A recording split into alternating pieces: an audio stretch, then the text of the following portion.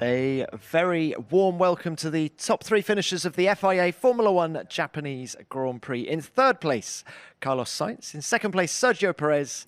And taking the 57th win of his Formula One career and his third successive victory here at Suzuka, our winner, Max Verstappen. Many congratulations, Max. Can we start by getting your reaction to the win and the way the race panned out for you? Yeah, I think it was very, very good win. It took a few laps to settle in a bit with the car, but I think we did make some good changes to the car before going into qualifying, which then helped, today. So, basically, after the first stint, some tiny adjustments were made to the car, and that helped me then to feel even more comfortable. And whenever I needed to go faster, I could. Whenever I needed to look after my tires, I could. So that's always a very nice feeling to have once you're driving. Medium tires, hard tires. Possibly the hard tires felt a bit better, but overall, on both sets, I think we were very competitive. Can we talk about some of the setup choices you made? Because at one point, your engineer, Giampiero Lambiasi, came on the radio and said, I don't want to say I told you so. What was that all about? We had not an argument, but he was like, are you sure you want to do this? I'm like, yeah, I'm pretty sure. Turned out to be wrong. So he was right. But in a way, it also fires me up because I'm like, okay, well, even I'm not entirely happy with the balance now. I'll still, try to be as, consistent as I can be without shouting back at him. But we have a great relationship, and it works well like that. Max, it was a very dominant win. Were you surprised by the pace of the car? Because you said yesterday that you are unsure about your long run pace. Yeah, I was not happy up until basically qualifying, but then we did make some changes, and of course I cannot go into detail what we did, but it did help today, and it made it a lot nicer to drive and a bit more under control. Okay, look, final one from me. Just after the disappointment of Melbourne, is there a sense of relief to get back to winning ways here in Japan at Honda's home race? I mean, not a relief, it's just nice to win, and it's nice, of course, to win here in Japan. It's always an important race for us. The fans, of course, we have a lot of support here, and it's great, to win here in front of Honda, and basically have three cars in the points as well. So, of course, Melbourne felt like a bit of a, let's say, a hiccup, but what we did today, that's what we want to do, and that's what we aim to do every single weekend. All right, very well done to you. Max, thank you very much. Checo, let's come to you now. Your second place in 4 races. Just how satisfying is it for you to have such a clean weekend here at Suzuka? Yeah, it started really well yesterday, and today we had a good start. Unfortunately, I think we got caught out with the increase of temperature. I think with the balance, we just couldn't get on top of on that first stint, which meant that the other degradation was a little bit higher. And with Lando going on having two sets of hards, it just compromised a little bit our race more than I wanted to. But I think already on the second stint, things were a lot back onto control. We were able to get a better read to the balance, and I think by the time we got to the third stint, things were a lot better. You looked very fired up in the cockpit. And what is it about you and 130R? You passed both Mercedes at the apex of the fastest corner on the lap. Yeah, it just turned out to happen both at the same time. Spending time around one of the slowest cars, given the degradation they were having, it was quite penalizing. So I was just going for it, and it turned to be it happened at the 130 yard both times. Nerve-wracking? No, it's good fun. It's good fun to go around there with 2 cars. Yeah. Checo, can we throw it forward quickly? Given the pace,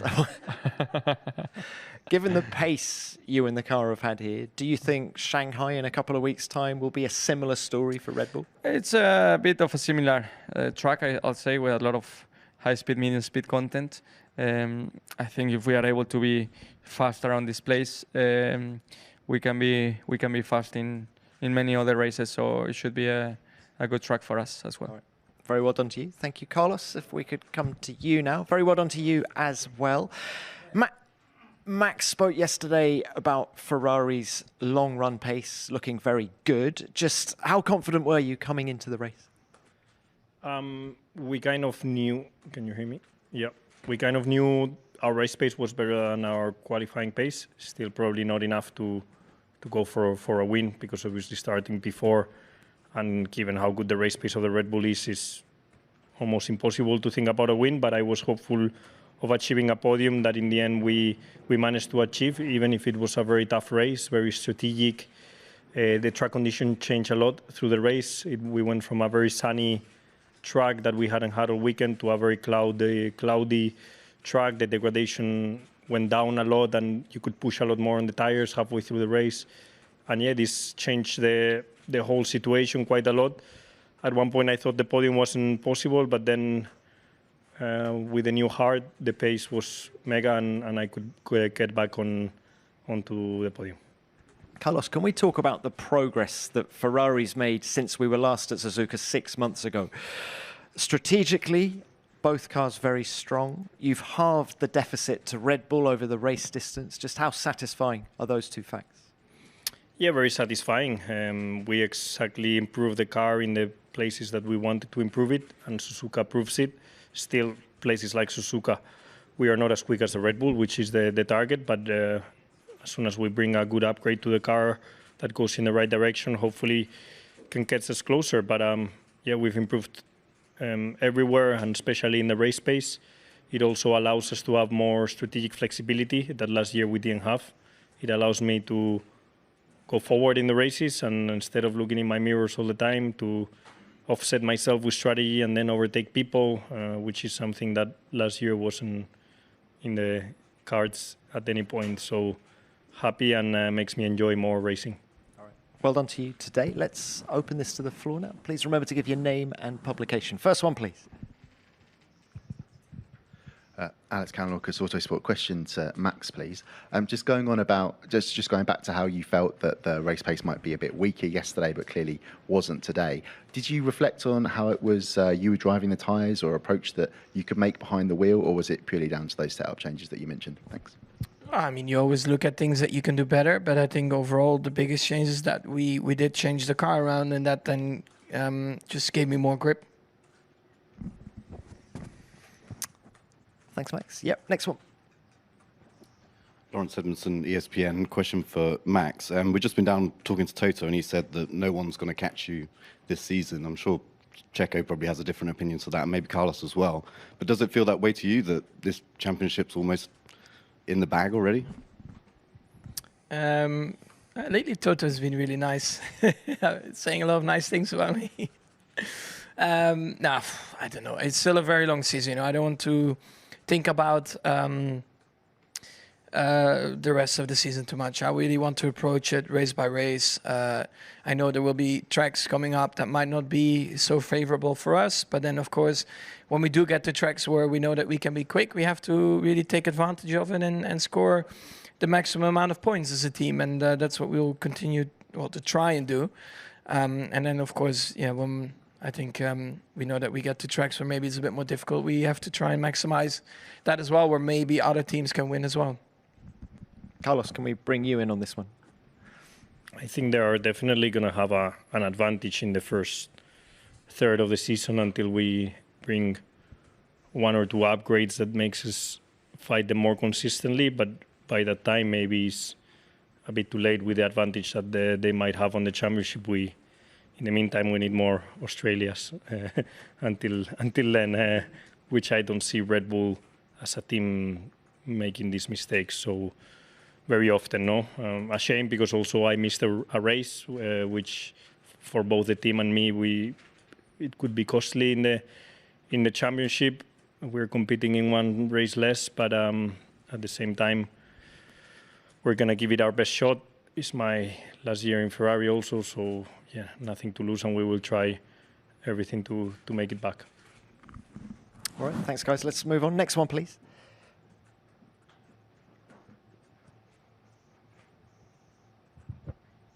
Ronald, motorsport.com. Question to all three, starting with Max, please. I know you're not a fan of sprint races in general, but what do you make of the decision being China being a sprint weekend this year, especially as Formula One has been away for a couple of years, so there are a lot of unknowns for all teams, and only one practice session to get it right, basically? Yeah, it's very smart to do that. No, yeah, I think it's not great, let's say like that, to do that, because when you have been away from a track for quite a while, I think you never know what you're going to experience, right? So it would have been better to have a normal race weekend there. But on the other hand, it probably spices things up a bit more, and that's maybe what they would like to see. So, but yeah, pure from like a driving perspective, performance perspective of the sport, I think it's not the smartest thing to do. But yeah, we'll see what we get there. I mean, I always love driving there. So yeah, hopefully we can hit the ground running, as well as we can, and hopefully we don't need to fine tune too many things on the car. Yeah, I just hope that there are no issues with the track, with any drain holes, any issues like that will just put us out of sync. But I think for the show, probably it's good. It's a good thing. But I think from the preparation side, it's going to be definitely one that is going to be really hard, because I mean, I've never raced there, for example, with Red Bull, so it's going to be quite a lot to do in a single practice.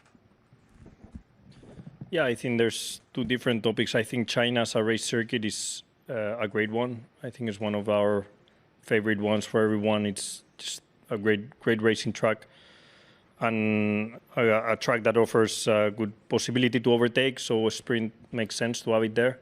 At the same time, is what we said in the driver's briefing, we said it to the FIA and Formula One, with these kind of cars, to go to a track with 1 hour of practice and straight into qualifying, with the regulations that they put us, with the plank wear and things like this, and how tricky one bump could make the car.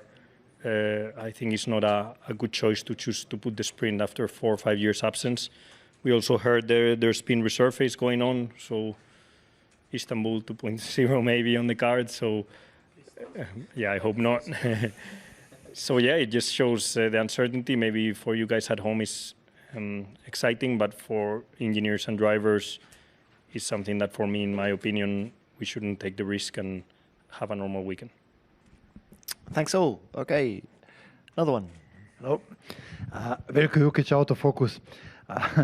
It's about 10 years from deadly accident of Jules Bianchi. And you are all very blessed. You are very lucky persons. And do you have time to think how indeed your sport is extremely dangerous, and how lucky you are that there is no such an accidents here and there? Do you have time to think about that, on the danger and all this stuff that are on the negative side, but you are avoiding them? We are all lucky that is so. Thank you. To be honest, of course, I prefer not to think about those things. I know, of course, that the sport can be dangerous, but I can also take a shower and slip and break my neck, So you have to put it into context. But yeah, I mean, F1, you achieve high top speeds and anything can happen. A part can break on the car, brakes can fail, a crash, you can roll. You can think about it a lot, but I think it's better not to think about it too much. But I think we're all experienced enough and aware that once we go for a move, or when we go on the limit of a lap time, that a mistake or a crash is of course easily done, and of course you try to avoid these kind of things. Yeah, I think we are all aware of the risk, but it's at the end of the day, it's our passion. We're here because it's our passion, our dreams, and we just don't think about it. We obviously have a lot of respect to each other on track. We know that we are traveling at extremely high top speeds, and when you see a shunt like it happened today with Daniel and Alex, the first thing as a driver, as a colleague, is that you want to make sure that they're fine, and then the show can continue. But it was a very sad day when that happened to Jules, obviously. Yeah, not a lot to add. Danger is not a thing that goes through my head during my life. I only think about danger when I see a bad accident, or, for example, the other day when I did my bike ride and I was going around the corner where Schulz had the accident. You always stop for 3-5 minutes to think about such an unfortunate and bad situation that occurred that day. But we all love what we do. We all have a smile on our face when we put on a helmet and drive to the limit, like yesterday and today at the start. We go into turn 1 at 300, 3 side by side. Anything could happen, but we're all enjoying it. We're all, and I'm sure Jules, until the accident, he was enjoying himself, you know. So that's life. We've elected this. It's our choice. What we need to keep doing as a sport is to make sure that everything becomes safer and safer. For that, we need to thank the FIA. They've done an incredible job with the halo and other things with these modern cars that allows us to think less and less about that danger and risk. And we just need to keep pushing in that direction to be able to take even more risks. That is what we like doing. Thanks all. Okay, let's have another one. Yep. Michael Butterworth, Xinhua. Max, you mentioned just now there'd be some circuits where you'd find things a bit trickier than you did today. Where do you expect those circuits to be? I think looking at the history so far, street circuits are, in general, a little bit more difficult for us. I do think that our car has improved a bit, you know, in the low speed. But of course, on a street circuit, it's not only low speed. It's drivability, it's curb riding like over the bumps, so general ride of a car. So these things are still a little bit unknown at the moment of how well we have improved on that. So we have to wait and see. Thanks, Max. Yep. Other one, please. Alex Carola, Auto Sport. Question to Sergio, please. There was a moment where you went a little bit wide out. I think it was Degner 2, where you were chasing Max early on, and your whole tyre seemed to go a little bit green as you ran over the curbs. Just wondered, could you explain what happened there, and how much did that contribute to sort of losing touch? Yeah, it was quite a tricky corner. A lot of people went out there today, yeah, I just went in over the curve, and I was just hoping to don't pick up a damage, because it's so easy with these floors to go off and have a damage. As far as I know, we don't have any. I just understeered wide and went over the curb, and once you are at the top of the curb, it's game over. You just have to let the car roll, go over it, because it's better to be over than on top of it. But yeah, I obviously picked up a lot of dirt on my tires, which took a lap or two to really clean up, and yeah, lost a couple of seconds with that. Thank you. Any more? Yes, another one. Jesús Balseiro, Diario AS. To Carlos, 6 months ago you were 6th here. So what has changed on the car side, but also on the driver's side, for you to 6 months later you have this strong start of the season?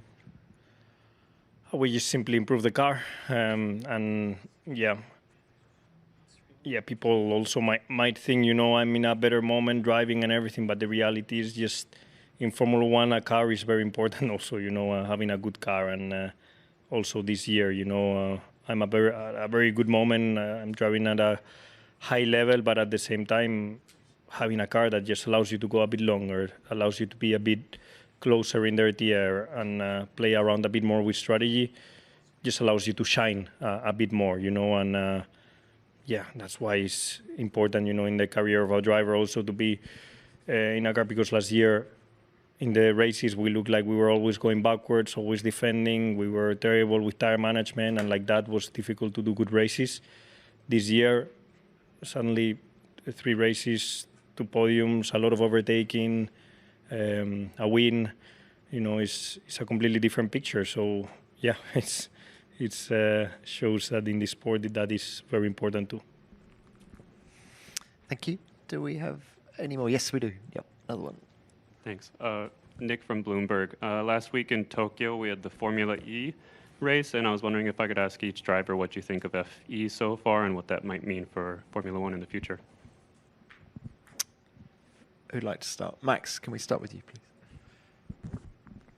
please? Well, what I like about Formula E is that there are quite a lot of good drivers in there. You know, you might have raced them in the past, or you've seen them around. So you know the competition is very high. Of course, a couple of my friends are driving in there as well, so I always keep an eye on it. It's not a category I would like to drive in myself in the future. I think it was very cool to see the track in the city, but then at the same time there was a proper jump in the track, so I don't even know who signed that off. He must have been drunk. But yeah, it's a bit odd. But I think from the driving and like the racing they have, I always enjoy it because yeah, the talent there in the series is very high, and that's of course what I think also makes it more exciting to watch. Yeah, I fully agree with Max. I think it's great to have a series that gives an opportunity to drivers that cannot be in Formula One or other series, just to have another series where they can earn their money, live from the passion. You know, I think it's great to have that. I think as a category itself, we have to respect what where they're focusing into, and I think they're doing a very good job with the series. So yeah, well done. Yeah, I'm just happy that this category exists because there's so much talent that for one reason or another couldn't make it to Formula One, that had the talent to be at a very similar level to the 20 drivers that you see today in Formula One. That having that category just gives an opportunity to those other 20 drivers to live from their passion, their driving, to battle between themselves, and have a lot of good friends there that I fought against in different categories, and it's just great to see that they have this opportunity, and it's also good racing, as they say. So happy that it exists. Thanks all. Any more? Yes, another one. Alex Kalinauckas, Autosport. A question to Max, please. Checo touched on it earlier, but how did you feel the car was feeling in the much hotter temperature that we saw today? Thanks. Yeah, I think in general, of course, everything is a little bit more difficult when it gets warmer. You know, you have a bit less grip. So I think the first few laps are really, you know, trying to adapt to that. Yeah, I think overall it worked out, of course, well for us. But yeah, it's always a bit more tricky when suddenly, you know, the whole weekend you've done a certain temperature and then suddenly it goes up a bit. Any more? Alex Kalinauckas, Autosport. Question to Carlos, please. Ferrari seemed pretty strategically sharp in this race. It's been something the team's been criticised for a lot in the past. I just wondered, could you expand on any particular work that you've seen the team doing, and how pleased do you feel about that? Thanks. I think we've made progress on strategy over the last 3 years, progressively. But if you see a jump this year on strategy, is purely down to the car. I think just having a car that allows you to have flexibility on strategy is something that last year we couldn't have. So we were boxed in to stop at certain laps. We couldn't extend. We had so much deck that it looked always like people could extend and then come back on us on a harder tire. Last year we were just zero flexible and we couldn't do anything with our racing. So it looked like we were not getting the strategy right a lot of times. But when you have a car that is better on tires, two drivers that can push on the car more often, and you have that extra flexibility, your strategy also looks better. And with this, I'm not underestimating the progress we've done. It's just, I really think this helps a lot. Okay. Any more? Okay. We'll do one more. Yeah. We just spoke about dangerous life, and you both two have fast fathers and also fathers who live dangerous. Who do you think is more in danger, you when you're driving, or your father? We remember his accident in all time in Hockenheim, fire and so. And your father had also still some accidents in Raleigh, and he's pushing on to the now. Yeah, I personally feel the danger more for my dad than I feel it for me. Also because he's 62 and he's taken so many risks on his life already that I keep telling him, why do you keep going and going and going when you could be at home playing golf with me, or spending time with my mom. And yes, he keeps wanting to do this Dakar and these 2 or 3 rallies per year, and there's no chance we're convincing him of otherwise, you know. And maybe your mom is happy that he goes. She has a bit of free Probably time. your mom is like, yeah, keep racing, don't know, stop. You can stop. to be able to tame my dad, I think it's good for him to go and do his thing for 3-4 weeks per year, especially the Dakar, you know, it's 2 weeks per year, and he obviously has to do the preparation. But honestly, I still wonder sometimes, especially the Dakar, you know, they take risks, and these rallies, you see some of the accidents, they are impressive. But good safety also, which is positive. But yeah, it'll always feel more risk for him than for myself. Yeah, I mean, my dad started rallying 2-3 years ago now. So when I see his onboards, I definitely think he is more danger than me. You know, last week they were 2 weeks ago, or I think it was Bahrain test. Your dad was showing my dad his accident or his moment. Yeah. So now they're sharing their moments. Their accidents and their moments. Look. Don't worry, I What do you think my think? dad. What do you think? That's a mistake on the pace notes. Or Yeah. My dad normally likes to blame it on the pace notes. But yeah, no, I mean, rallying, I mean, I have a lot of respect for the people that do the rallying. I mean, it's really impressive. Yeah, I think that is, for me personally, because of the trees and stuff, you know, here we are on a track normally with walls and stuff designed, you know, to withstand an impact and stuff. A tree normally doesn't really move. So, yeah, I think rallying is a bit more dangerous. Don't worry, my dad is into politicians, so I think he's more in danger. So don't be concerned, guys. All right, many thanks. Well.